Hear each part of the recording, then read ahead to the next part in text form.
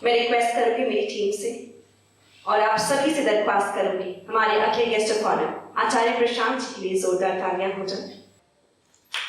हमारे guest of honour आचार्य प्रशांत जी जो एक भारतीय लेखक, एक अद्वैत शिक्षक और एक दार्शनिक हैं, आज की दुनिया में सामाजिक आध्यात्मिक जागृति के चैंपियन हैं। उन्होंने 80 से भी अधिक पुस्तकों में लिखी हैं और कर्म नामक पुस्तक के राष्ट्रीय बेस्टसेलर लेखक हैं। यहाँ पे हम सभी एबी के जरिए हमारे guest of honour Acharya Prashant, a powerful voice of social spiritual awakening in today's world. He is an acclaimed Vedanta exegete, an author of over 100 books, including the national bestseller Karma, an alumnus of IIT Delhi, IIM Ahmedabad, and a former civil services officer. He is an exponent of pure Vedantic wisdom, a vocal warrior against superstition and inner weakness, a promulgator of pure spiritual veganism, and an expounder of essential human freedom. Acharya Prashant has addressed students and faculty at over 100 premier institutions of India and abroad, including IITs, IIMs and AIMS. He has also spoken at prominent media platforms like Zee Media, India Today, News 24, Business World and TED.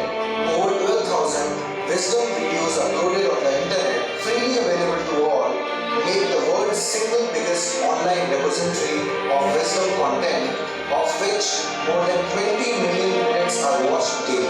In print media, his articles get published regularly in national dailies. Today, his movement has touched the lives of tens of millions of individuals. Through his direct contact with people and through various virtual interactions, he continues to bring clarity to all. हमारे guest of honour आचार्य प्रशांत जी, बहुत बहुत स्वागत sir आपका। आपसे request करूंगी हमारे साथ dice पे जुड़े और 2 शब्द सर। इस अवसर पर मुझे आमंत्रित करने के लिए धन्यवाद। पुरुष आयोग के गठन की बात है और मुझे आने में थोड़ी देर हुई, तो जब मैं आ रहा था तो यूट्यूब पर लाइव सुन रहा था, बातें हो रही थी, तो उस तरह से जुड़ा हुआ था। तो मुद्दे के जो सामाजिक और कानूनी पक्ष हैं उनकी बात हुई है और उनके बारे में आप लोग मुझसे कहीं बेहतर ही जानते होंगे, मेरी उसमें कोई विशेषज्ञता नहीं है। मैं थोड़ा सा हट करके इस चीज़ के आंतरिक पहलू पर 5-7 मिनट चर्चा करना चाहूँगा।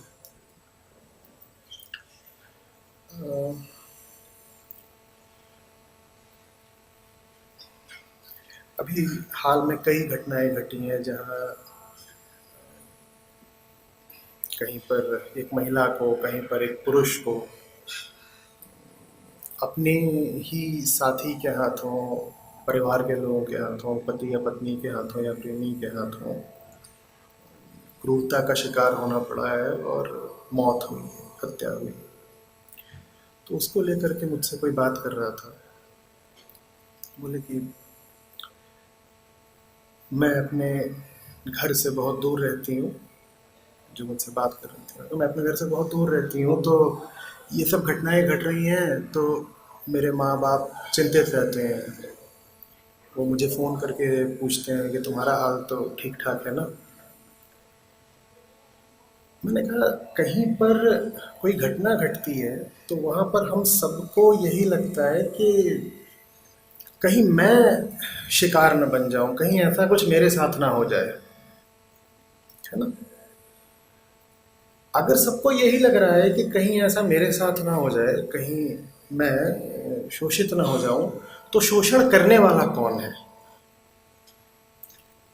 कहीं कुछ हो रहा होता है तो हम डर जाते हैं, हम डर ये जाते हैं कि कहीं मेरे ऊपर आक्रमण ना हो जाए। अगर हर व्यक्ति डर यही रहा है कि उस पर आक्रमण ना हो जाए, तो वो अपने आप को तो फिर लगभग दूध का धुला ही घोषित कर रहा है, कह रहा है मैं आक्रामक कभी नहीं हो सकता, मैं शोषक कभी नहीं हो सकता, कहीं मेरा शोषण ना हो जाए। हम सड़क पर जा रहे होते हैं, हम कोई दुर्घटना देखते हैं तो हमें यही लगता है कि अरे कहीं ऐसा मेरे साथ ना हो जाए। हम ये नहीं सोच पाते कि कहीं मैं ही तो वो व्यक्ति नहीं जिसने ये दुर्घटना करी है और भाग गया है। जबकि दुर्घटना हुई है तो 2 पक्ष होंगे, एक जो सड़क पर गिरा हुआ है और एक जिसने टक्कर मारी है, पर हमें ये ख्याल नहीं आता कि टक्कर मारने वाला भी तो कोई है। हम हॉरर मूवी देखते हैं, हमें डर लगता है, हमें डर ये लगता है कि वहाँ वो जो भूत प्रेत या जो भी वहाँ पे तिलिस्मी रहस्यमयी कार्यक्रम चल रहा है, कहीं वो मेरे साथ ना हो जाए। किसी को ये नहीं लगता कि वहाँ जो कर रहा है, जो भी क्रूरता है, बर्बरता है, कहीं मैं ही तो वो नहीं। तो अब वेदांत मेरा क्षेत्र है और अहंता, अहंकार की बात करना मेरा काम। तो अहंकार की, और अहंकार का मतलब गर्व घमंड नहीं होता। अहंकार माने जो मैं भाव है, उसकी बात हो रही है शास्त्रीय तौर पर। उसकी पहचान ही यही होती है कि वो हमेशा यही मानता रहता है कि उसके साथ कुछ गलत हो रहा है, उसका उत्पीड़न हुआ है, उसके साथ किसी ने धोखा किया है। वो कभी ये नहीं कहता कि मैं ही तो वो हूं जो धोखा करता भी है। अब नतीजा क्या निकलता है? हर व्यक्ति यही सोच रहा है कि उसके साथ कुछ गलत हो रहा है, और जैसे ही आप कह देते हो कि आपके साथ कुछ गलत हो रहा है, आप अपने आप को बिल्कुल जता देते हो, अपने आप को आश्वस्त कर देते हो कि आपके साथ तो इतिहास में, समाज में, या जहाँ कहीं भी परिवार में परिस्थितिवश कुछ गलत हुआ है। आप अपने आप को फिर छूट दे देते हो, लाइसेंस दे देते हो दूसरे के ऊपर हावी होने की, दूसरे पर हिंसा करने की। नहीं तो नैतिक रूप से आप कैसे इस बात को जायज़ ठहराओगे कि आप दूसरे पर चढ़ बैठ रहे हो? तो नाटो बनेगा और दूसरी तरफ हो जाएगा वॉर्सो पैक्ट, और आप रूस से पूछेंगे कि तुमको क्यों ये एक नया गठन करना पड़ रहा है, तो कहेगा क्योंकि अमेरिका वहां पर साजिश कर रहा है मेरे खिलाफ। और अमेरिका से पूछो कि तुमने क्यों किया, तो कहेगा रूस को देखो, इनके इरादे ही नापाक हैं।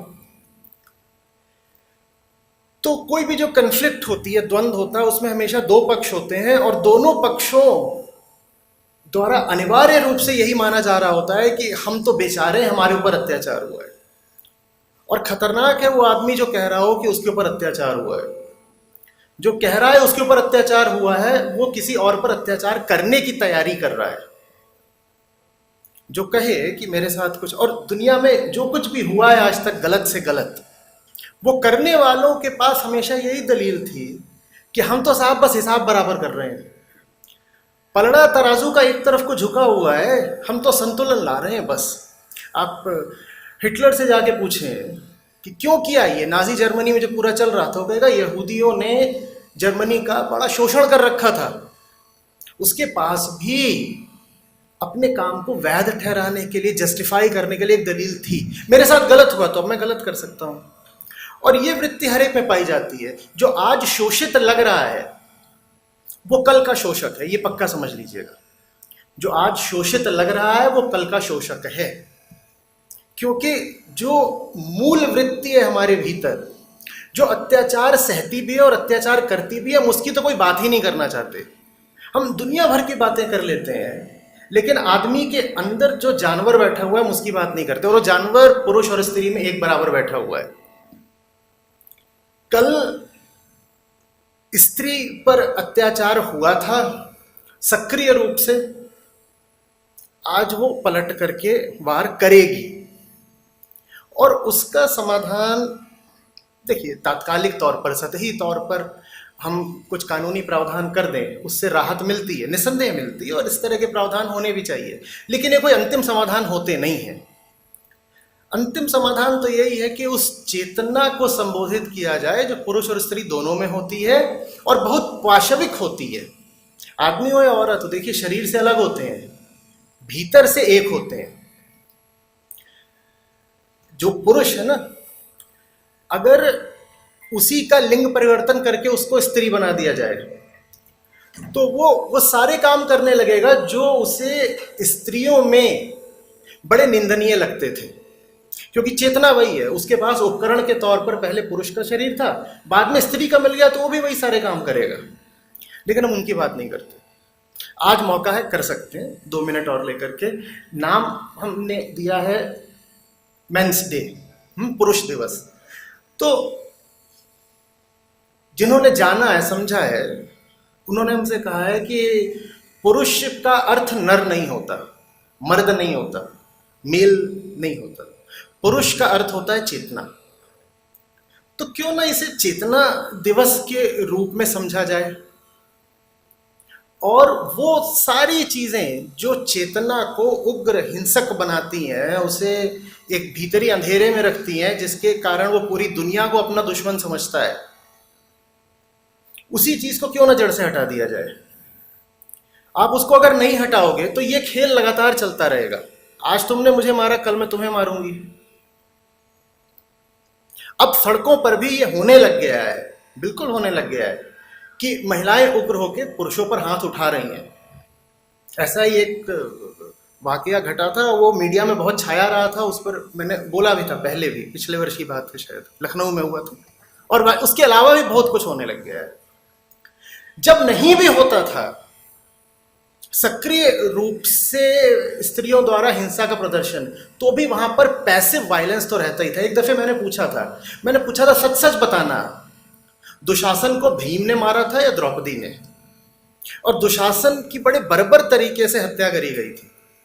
एक योद्धा दूसरे को मार दे रणभूमि में एक बात होती है, पर तुम मार करके कहो कि इसकी छाती फोड़नी है, फिर उसका खून लेके जाना है। करा तो ये भीम ने, आंखें बोलेंगी भीम ने करा, देखो भीम कितना बर्बर हिंसक आदमी है। पर भीम को पीछे से प्रतिज्ञा तो द्रौपदी ने दिलवा रखी थी। तो ऐसा तो नहीं है कि पुरुष ही हिंसक रहा है और स्त्रियां तो हमेशा से करुणा की मूर्ति रही हैं। हाँ, एक की हिंसा प्रकट होती है, दूसरे की अप्रकट होती है। और जब पलड़े ऊपर नीचे होते हैं तो इतना ही होता है कि जिसकी प्रकट थी अब उसकी अप्रकट हो जाएगी, और जिसकी अप्रकट थी अब प्रकट हो जाएगी। एक्टिव वायलेंस पैसिव वायलेंस में बदल जाएगा।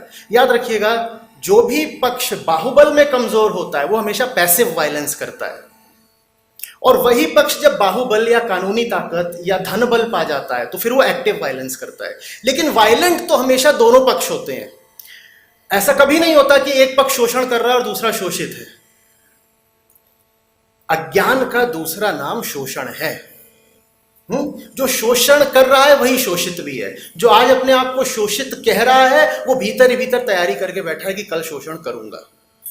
तो स्त्री और पुरुष को, माने नर और नारी को, मैं चाहूंगा, पता नहीं कितना व्यवहारिक है वो आप लोग देखिएगा, पर इस मन से बोल रहा हूं, तो मैं चाहूंगा कि नर और नारी को दोनों को चेतना के तल पर देखें, मानव मात्र ही माने, और मानव मात्र के भीतर से हिंसा हटे, इसका कुछ उपाय करें। एक बड़े जानकार व्यक्ति हुए हैं, मैं बहुत मानता हूं उनको, जिद्दू कृष्णमूर्ति, आपने पढ़ा हो शायद। वो कहते थे अगर आप बस ये समझ सकें कि पुरुष और स्त्री, नर और नारी में घर में क्यों झगड़े होते हैं, तो आप जान जाएंगे कि दुनिया भर में यदि कहीं पर भी झगड़ा हो रहा है तो क्यों हो रहा है। क्योंकि बात दो व्यक्तियों की नहीं है, बात दो लिंगों की नहीं है, बात मानव मन की है। आप बस ये समझ लीजिए कि कोई भी आदमी और औरत आपस में क्यों झगड़ रहे हैं, तो आप ये भी जान लेंगे कि अमेरिका और रूस आपस में क्यों झगड़ रहे हैं। तो इस चीज के बहुत दूरगामी प्रभाव होने हैं, और वो प्रभाव तभी आ सकते हैं जब हम पहले समस्या के मूल को, समस्या की जड़ को संबोधित करें, और वो जड़ है आध्यात्मिक शिक्षा का अभाव। हम भीतर से कैसे, हमें अपने बारे में कुछ पता नहीं। जो हमें अपने बारे में कुछ पता नहीं, तो जो भीतर हिंसक जानवर गुर्राता रहता है, हम उसको भी कुछ जानते नहीं। और उसका जब तक हम इलाज नहीं करेंगे तब तक हमें इस तरह का द्वंद्व और स्ट्राइफ लगातार देखने को मिलेगी। आवश्यक नहीं है कि मिले, इलाज किया जा सकता है। बस इतना ही। नमस्कार।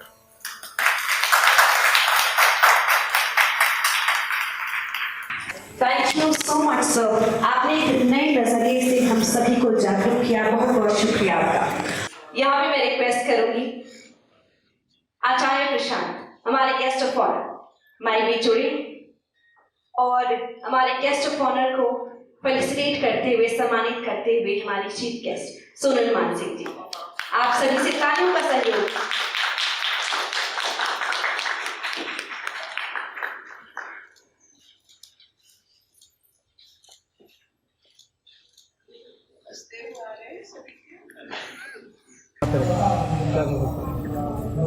क्या देखिए, एक तात्कालिक तौर पर ये एक कानूनी समाधान का हिस्सा हो सकता है जिसको शायद प्रगति है, पर अंदरूनी और गहरी आध्यात्मिक बात तो ये है कि इंसान कोई भी हो, नर नारी पुरुष स्त्री, जब तक उसके भीतर अज्ञान है, हिंसा है, तो शोषण करने की उसकी वृत्ति बची ही रहेगी।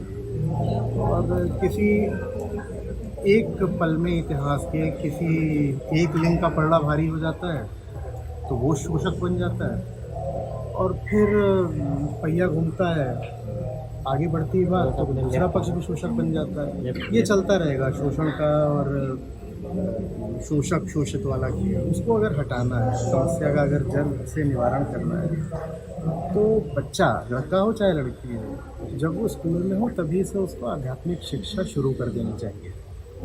जब तक हमारे भीतर हिंसा का मूल कारण जो है नहीं हटाया जाएगा, तब तक हम सबके लिए हिंसक रहेंगे। आपके जीवन में एक स्त्री आएगी, आप उसके लिए हिंसक रहोगे, आपके जीवन में एक पुरुष आएगा, उसके लिए भी हिंसक रहोगे। स्त्री पुरुष नहीं आए आपके जीवन में, बच्चों के लिए हिंसक रहोगे, बूढ़ों के लिए हिंसक रहोगे, जानवरों के लिए हिंसक रहोगे, एक देश दूसरे के लिए हिंसक रहेगा, एक समुदाय दूसरे के लिए हिंसक रहेगा। हम अपने ही प्रति तो कितने हिंसक होते हैं ना। तो जो पुरुष की स्त्री के प्रति हिंसा है या स्त्री के पुरुष के प्रति हिंसा है, हमें उसको थोड़ा व्यापक परिप्रेक्ष्य में देखना पड़ेगा। और व्यापक बात यह है कि हम भीतर से लोग ऐसे हैं कि हम जिससे भी संपर्क में आते हैं, हम जिसको भी स्पर्श करते हैं, हम उसको नोचना खसोटना शुरू कर देते हैं, क्योंकि हमारे भीतर बड़ा अंधेरा है, और ये अंधेरा जो है यही हिंसा बनता है। भीतर हमें लगता है बेचैनी है, अपूर्णता है, तो हम सोचते हैं दूसरे को नोच करके, दूसरे से छीन करके कुछ हासिल कर लेंगे। पुरुष इसीलिए फिर स्त्री पर हिंसक होता है, और स्त्रियां भी बराबर की हिंसा दिखाती हैं पुरुषों पर। हाँ, इतना होता है कि जिसके पास दम ज़्यादा है, बाहुबल या धनबल ज़्यादा है, वो पक्ष हावी होता दिखाई देता है। कहीं एक्टिव वायलेंस हो रहा है, कहीं पैसिव वायलेंस होता है। जो पक्ष दब रहा होता है वो तैयारी कर रहा होता है कि आज तुमने हमें दबाया है, कल हम भी हिंसा करेंगे। तो जो आज का शोषित है वो कल का शोषक बनता है। तो इस खेल में नहीं पड़ना है। हमें ये नहीं करना है कि संतुलन ला दिया और संतुलन का मतलब हुआ कि अब दोनों बराबर का शोषण करेंगे, वो कोई संतुलन नहीं होता है। हमें ये करना है कि जो शोषण का मूल कारण ही है उसको मानव मात्र के भीतर से हटा दें। उसको नहीं हटाएंगे तो हो सकता है नर नारी आपस में दिखाई देगी हिंसा नहीं कर रहे हैं, लेकिन फिर पूरी पृथ्वी के प्रति तो हिंसा करते ही रहेंगे ना। भाई, ये क्लाइमेट चेंज का समय है, ये बायोडाइवर्सिटी एक्सटिंक्शन का समय है। एक घर ऐसा हो सकता है जिसमें नर नारी एक दूसरे पर हिंसा नहीं कर रहे हैं, क्योंकि दोनों डरते हैं। एक डरता है कि वो महिला आयोग में चली जाएगी, दूसरी डरती है पुरुष आयोग में चला जाएगा, लेकिन दोनों मिल करके पूरी पृथ्वी पर हिंसा कर रहे हैं। सारे पशुओं पर, जंगलों पर, नदियों, पहाड़ों पर हिंसा कर रहे हैं। तो वो हिंसा क्या हमें स्वीकार है? वो हिंसा क्या हमें स्वीकार है? तो हमें हिंसा के बीज को ही हटाना होगा। उसकी एक छोटी सी बात करने से, एक छोटे दायरे में उसको संबोधित करने से कोई हमें दूरगामी लाभ नहीं होगा। ठीक, थैंक यू।